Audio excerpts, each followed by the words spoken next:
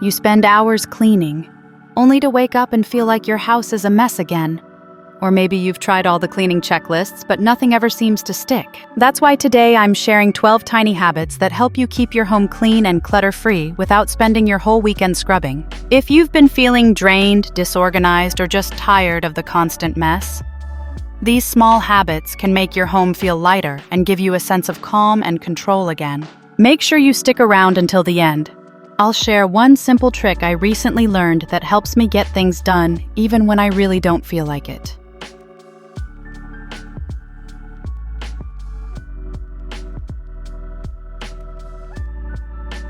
Now let's start with the first one. Put things away right after you use them. This one used to trip me up all the time. I'd walk through the door, kick off my shoes, drop my bag just for now. But by the end of the week, there were shoes everywhere, jackets on chairs, and that temporary mess felt permanent. So here's what we started doing, and it honestly changed everything. Whatever we use, we put it back right away.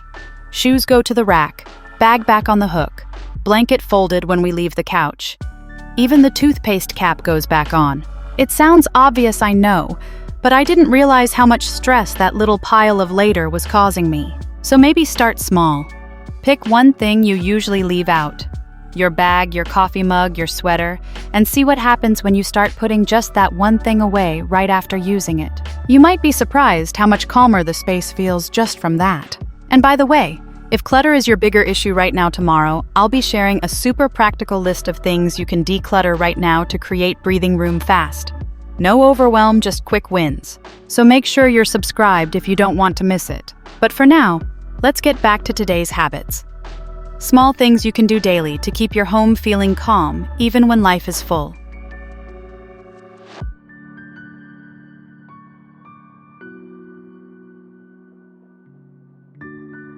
The second habit that made a big difference for me is this.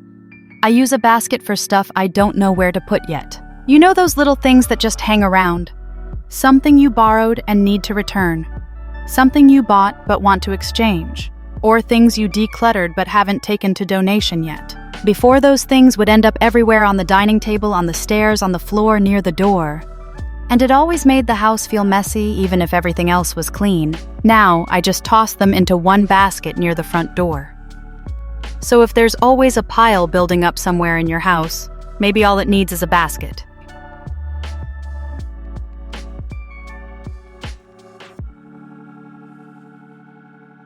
The third habit that really helps keep things feeling clean: wipe things down right after you use them. Like after making breakfast, I take a few seconds to wipe the kitchen counter. After brushing my teeth, I splash a little water to rinse the sink. After dinner, we wipe the table before walking away. It's not deep cleaning, it's just not letting crumbs, water spots, or toothpaste sit there until they dry and get gross. I keep a cloth near the kitchen sink, one in the bathroom drawer, and that's it. It takes maybe 10 seconds. What surprised me is how big a difference it makes. Because even if the whole house isn't perfectly clean, when the counters are clear and wiped, the space feels clean. And that feeling matters. It's one of those tiny things that makes your home feel more cared for without doing much at all.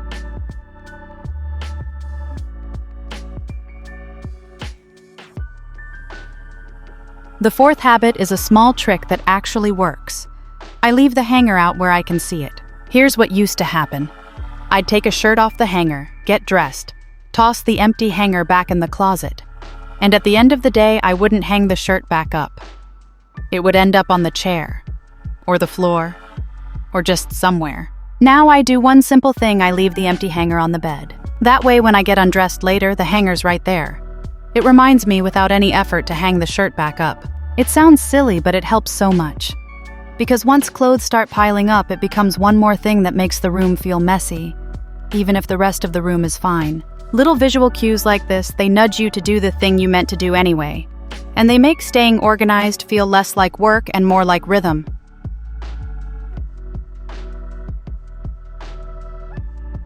The fifth habit is one of those things we tend to avoid, but it only takes a few seconds and makes everything feel cleaner. I used to avoid this like the plague. After washing dishes, I'd look at the bits of rice or soggy lettuce sitting in the strainer and think, I'll do it later. And then it would sit there for hours. sometimes until someone else got tired of looking at it. What I've learned is the sooner you do it, the easier it is. If you dump it right after rinsing, it doesn't smell, it doesn't stick, and it's over in 2 seconds. Now I try to make it automatic. If there's food in the strainer, I just dump it in the trash before I even walk away. It's such a tiny thing, but walking back into a clean, clear sink feels so much better than facing yesterday's leftovers floating in water. And honestly, you don't need a perfect kitchen. You just need one less thing making you feel gross or overwhelmed.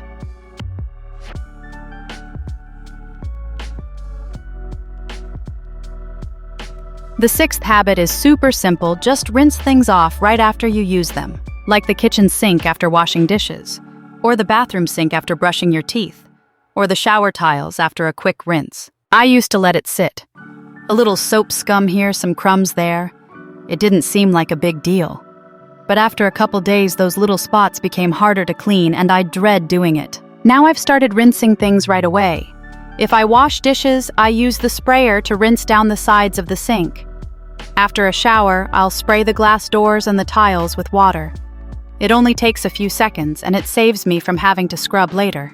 I don't do it perfectly, but when I do remember, I always think, wow, that made everything feel fresher.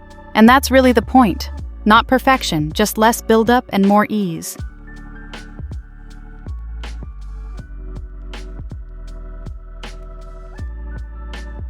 The 7th habit takes less than 2 minutes, but it makes your whole space feel calmer. Every morning I do 2 things. I pull the covers up, and I open the curtains. That's it. It doesn't have to be perfect. Sometimes the pillows are still a little wonky, or the blanket isn't totally straight. But it gives the room a sense of order. Like, okay, we're starting fresh today. And the light. Opening the curtains makes everything feel lighter, not just the room, but honestly, my mood too. If mornings feel chaotic or rushed, this is one habit that can help you feel like you've already done something kind for yourself before the day really begins.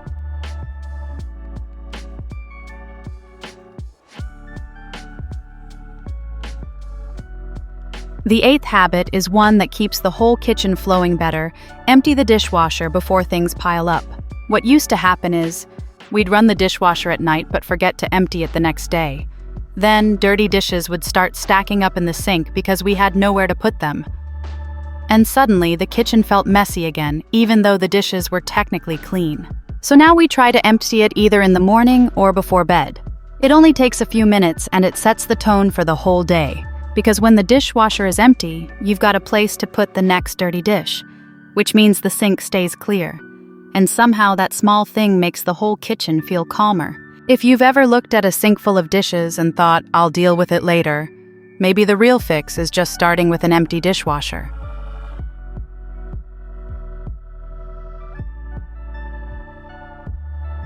The 9th habit is all about using those in-between moments when you're already standing around. Like when you're waiting for your coffee to brew, or for the microwave to beep, or for the pan to heat up.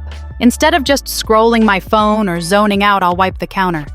Or put away 2 dishes from the drying rack, or rinse that 1 mug in the sink. It's not about doing a big clean, just small wins while you're already there, because those little moments add up, and by the end of the day, the kitchen doesn't feel like it needs a total reset, it's just been kept going. If cleaning always feels like one giant task you have to make time for, this habit helps break it down without even thinking about it.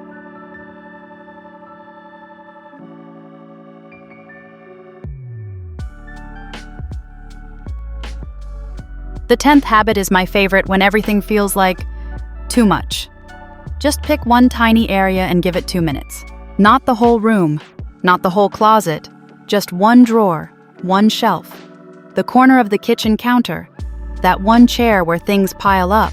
I used to think I had to block out an hour to really declutter, but honestly, I rarely had that kind of time or energy. So now if I only have 2 minutes, I just pick one little spot and reset it. Throw out what I don't need, wipe it down, put things back. It sounds small, and it is. But that small win gives me a boost. It's like telling your brain, see, we can do this. And slowly those little corners start adding up.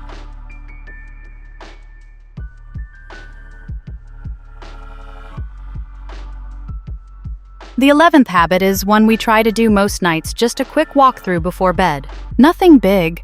I'm not vacuuming or deep cleaning, just walking through the space, picking up what's out of place, a water bottle on the floor, a sock on the couch, a random toy or receipt left behind. It usually takes less than 5 minutes. Sometimes I'll do it while brushing my teeth, or after turning off the TV, just that quick last look around the house. And the truth is, it makes the next morning so much easier.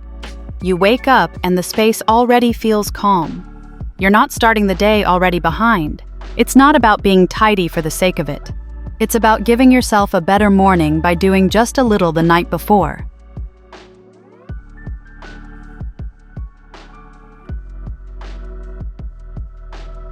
The last habit is more about awareness. Notice where the clutter always builds up, and actually name those spots. For us, it's the kitchen island, and the side table by the couch, and that one random corner near the stairs. No matter how often we clean, those are the places things end up. So instead of getting annoyed every time I started calling them hotspots, and once I gave them a name, I could actually deal with them. Sometimes I'll put a small tray or basket there. Sometimes I'll make it part of my evening reset. And sometimes just noticing it helps me stop dropping things there in the first place. The point is, clutter's not random. It usually shows up in the same places, and when we see the pattern, we can make a plan. It's not about being strict. It's just about being more in charge of your space, instead of letting it sneak up on you. And that's it, 12 tiny habits that have made our home feel calmer, cleaner, and honestly, just easier to live in. You don't have to do them all at once. Just pick one that feels doable this week and see how it shifts the way your space feels. And if you're still feeling like, okay, but I have way too much stuff, you're definitely not alone. In the next video, I'll walk you through a simple list of things you can declutter right now. No guilt, no pressure, just a clear place to start. If this video helped you in any way, I'd love it if you gave it a thumbs up, shared it with someone who might need it too, and subscribed for more content that helps your home and your head feel a little lighter. Thanks so much for being here. I'll see you in the next one.